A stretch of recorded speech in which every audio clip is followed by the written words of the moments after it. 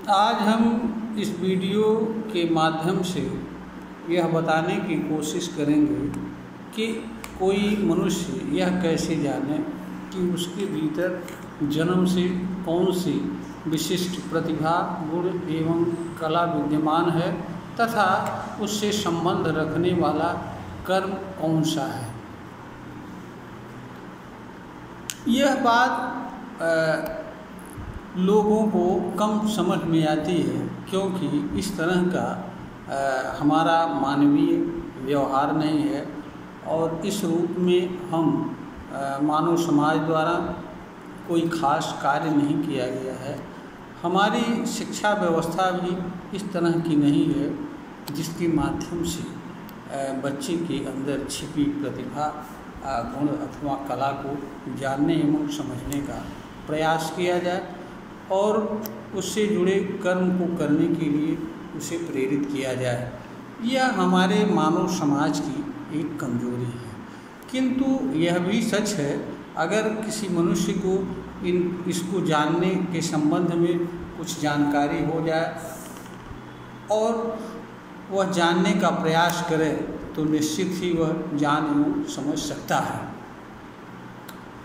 यहाँ पर ध्यान देने योग्य बात यह है कि मनुष्य के भीतर जन्म से जो भी विशिष्ट प्रतिभा, गुण एवं कला विद्यमान होती है वह समय समय पर स्वतः प्रकट होती हैं।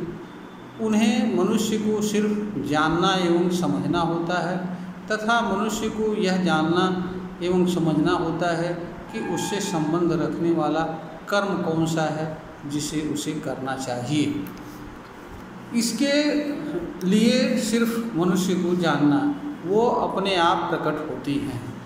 उदाहरण के लिए, जैसे अगर कोई एक विचारक एवं दार्शनिक का गुण है तो इस तरह के विचार उसके भीतर जन्म से आता है। जैसे हम ही को ले लीजिए, जब हम बचपन काल में थे, जब से हमने होश संभाला तो जब भी मेरे सामने किसी तरह का भेदभाव होता था तो मेरे भीतर यह विचार उठता था कि इसका कारण क्या हो सकता है, लोग ऐसा क्यों करते हैं।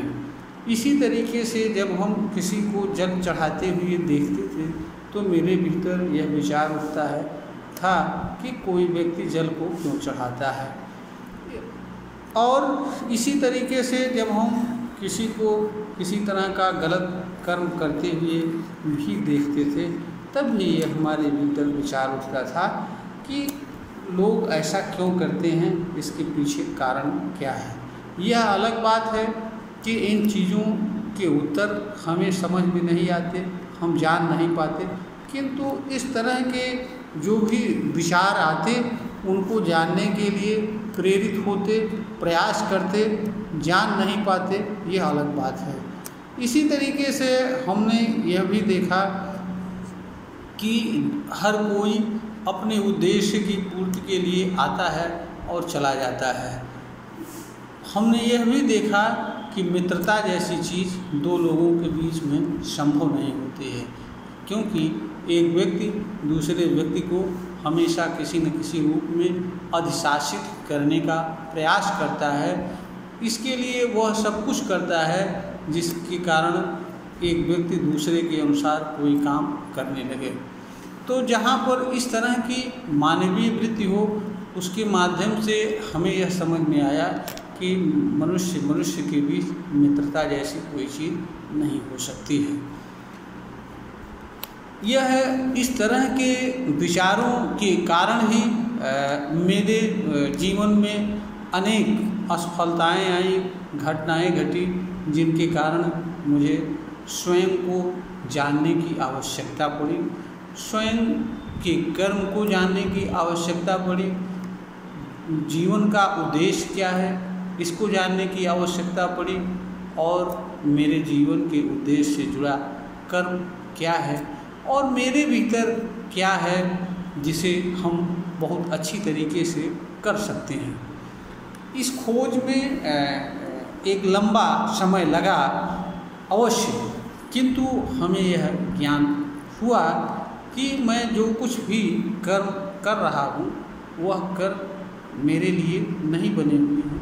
इसलिए ये असफलताएं और हमारे साथ जुड़ती हैं। इसमें हमारा दोष हमारे अज्ञान का है और किसी चीज़ का नहीं है। हमें अंत में यह मालूम हुआ कि हमारा कार्य उन अनसुलझे प्रश्नों को जानना एवं समाज के सामने रखना, जिससे हमारा भी कल्याण हो और मानव समाज का भी कल्याण हो, यही हमारे जीवन का उद्देश्य है। और यही हमारे भीतर एक विशिष्ट प्रकार की प्रतिभा है, गुण है, जो हमारे साथ जन्म से जुड़ी हुई है। और यह प्रतिभा एक विचारक एवं दार्शनिक का है कि जो विचार करके सुख विसुख चीज़ों को जान ले एवं समझ ले, उनके यथार्थ एवं सत्य स्वरूप को पहचान ले, जान ले तथा उसे मानव समाज के सामने इसलिए रखते कि हो सकता है उससे मानव समाज का कल्याण हो। क्योंकि आज हम जो कुछ भी पढ़ रहे हैं, सुन रहे हैं, या जो कुछ भी हमारे सामने लिखा हुआ हमारे सामने उपलब्ध है, वह चीज़ें भी असंख्य लोगों के अथक परिश्रम एवं योगदान के परिणाम स्वरूप ही हमारे सामने है, जिसे हम सहज में ही बड़े कम समय में जान लेते हैं, समझ लेते हैं, देख लेते हैं कि किसी ने क्या किया है और वह चीज़ हमारे लिए किस तरह उपयोगी है।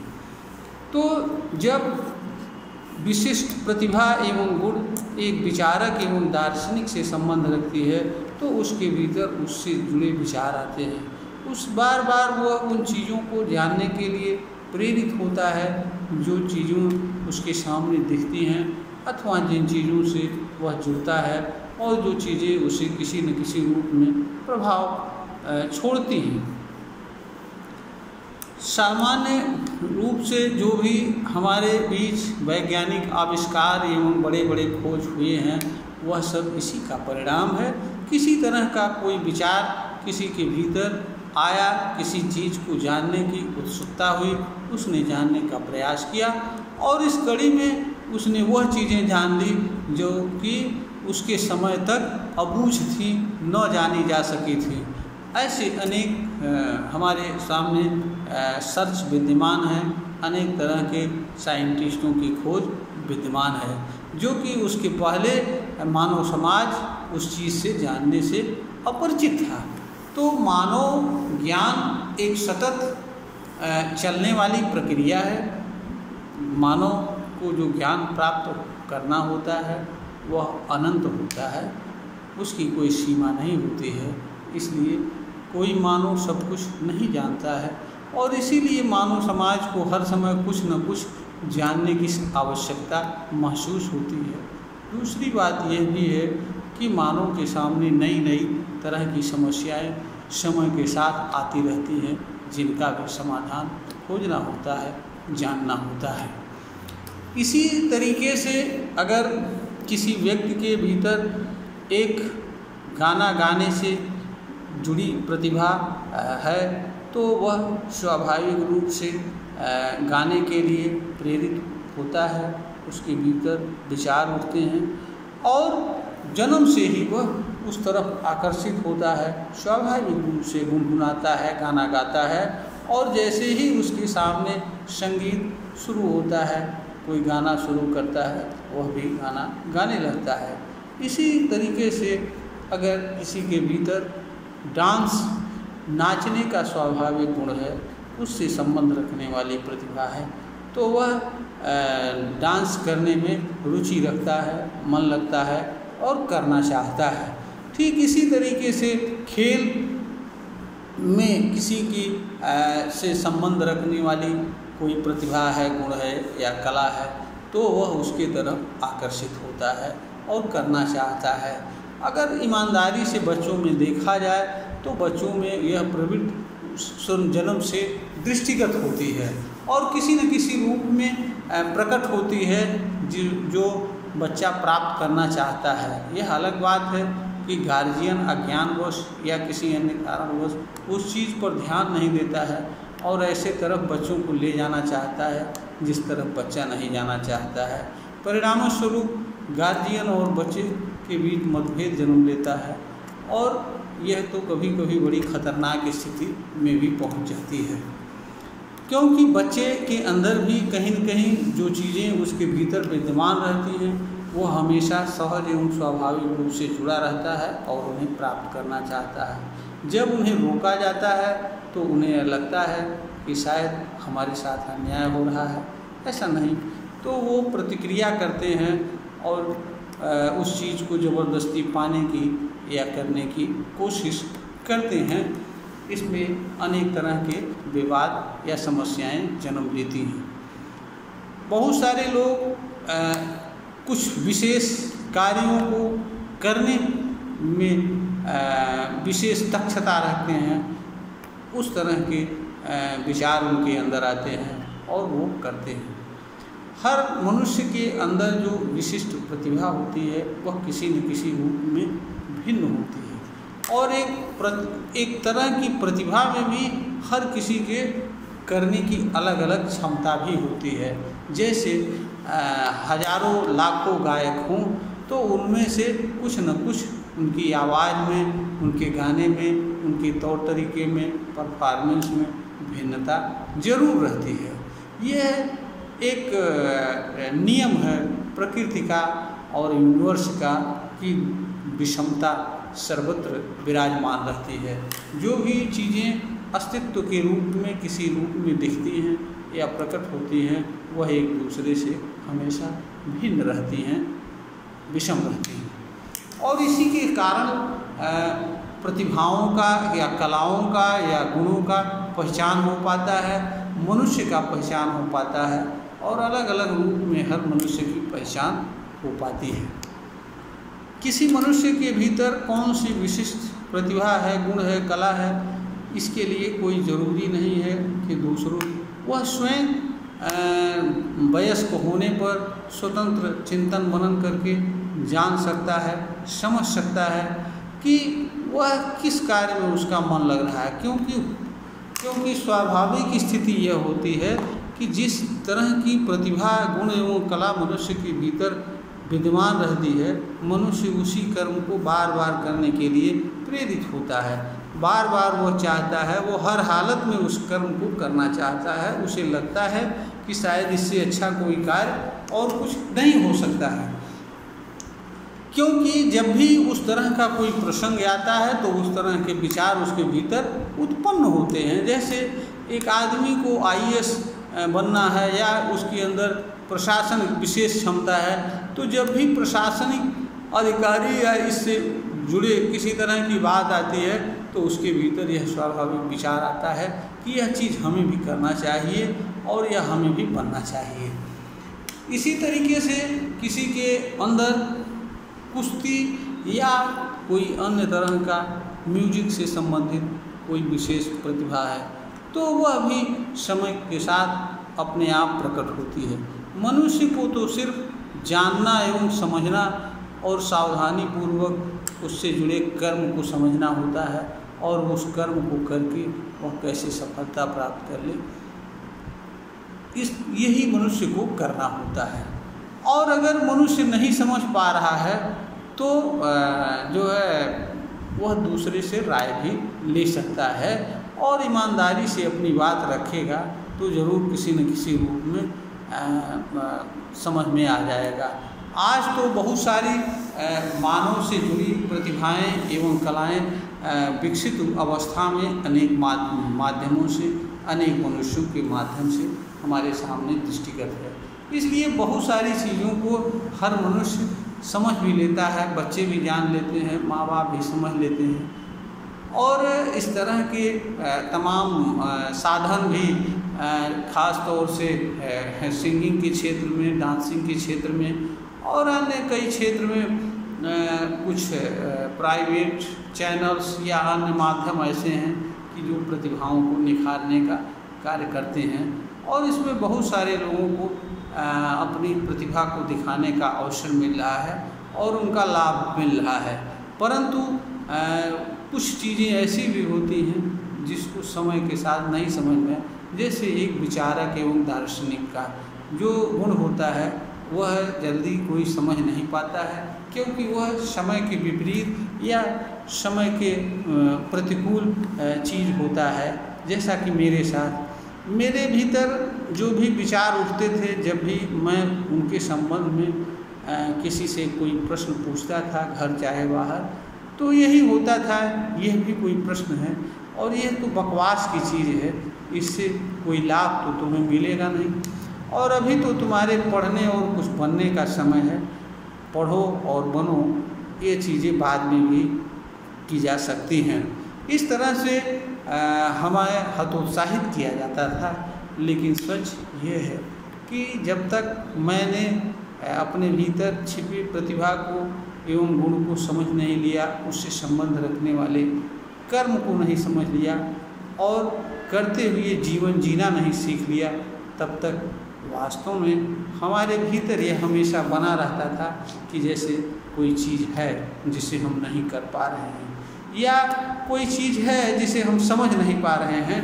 क्योंकि जब भी कोई कर्म मैं करता था तो उस कर्म में अवरोध उत्पन्न होता था, अपेक्षित सफलताएं नहीं मिलती थी, और ऐसा अंतिम समय पर लगता था कि जैसे सारी चीज़ें हमारे प्रतिकूल हो जाती थी और परिणाम आते आते हाथ से निकल जाता था।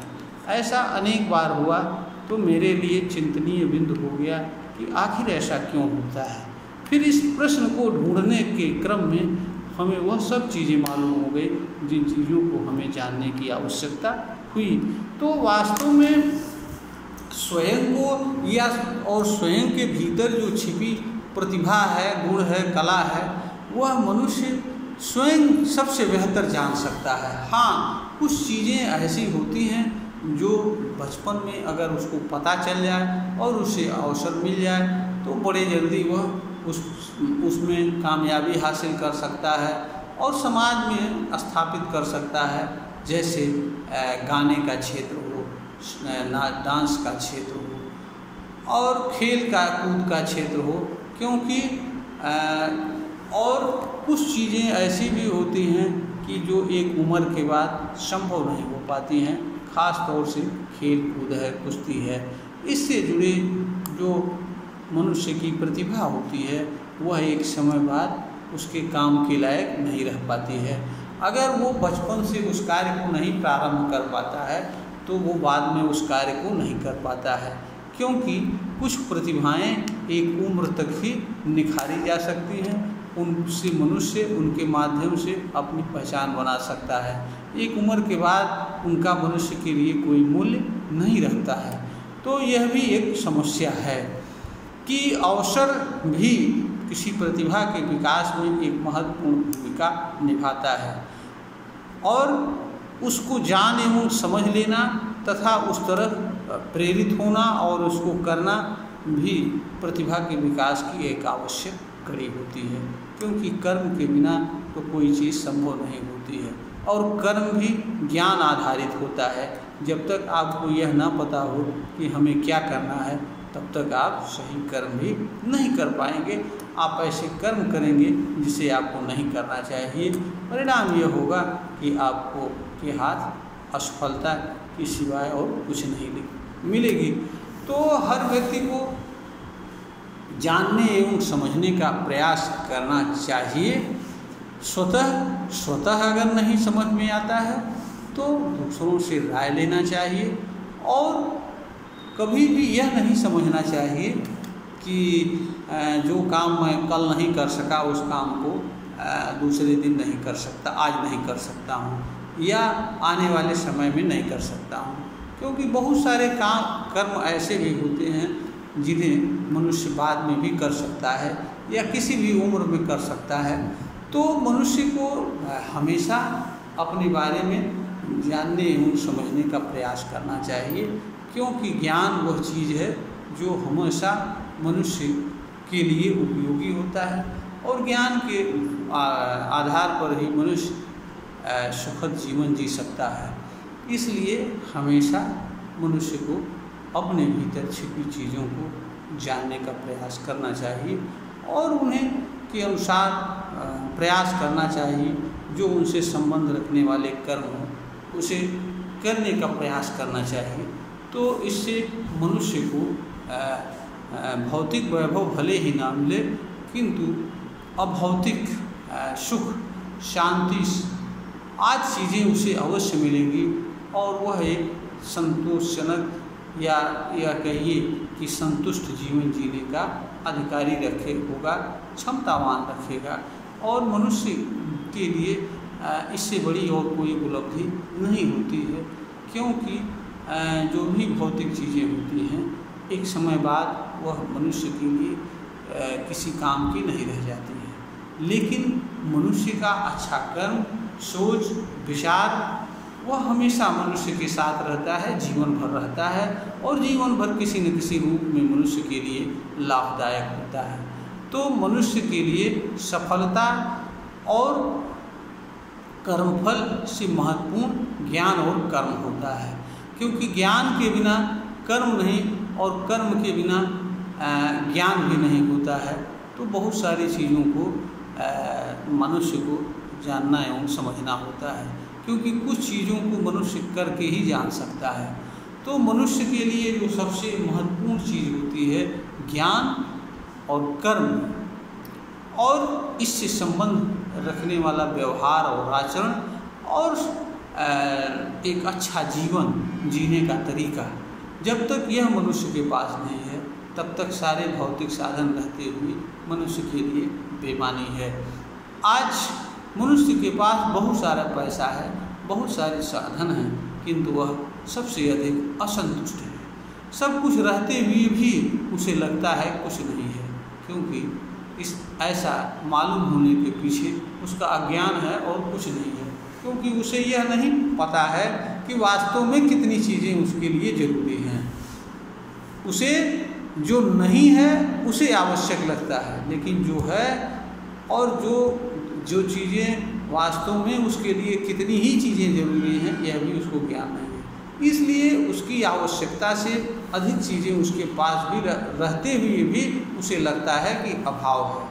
तो अभाव एक ऐसा चीज़ होता है जो मनुष्य को हमेशा दुख देता है। इसलिए मनुष्य को हमेशा अपने भीतर छिपी प्रतिभा, गुण एवं कलाओं को समझना चाहिए और जो काम वह अच्छा से अच्छा तरीके से कर सकता है करना चाहिए और उस तरीके से अच्छा जीवन जीने का प्रयास करना चाहिए।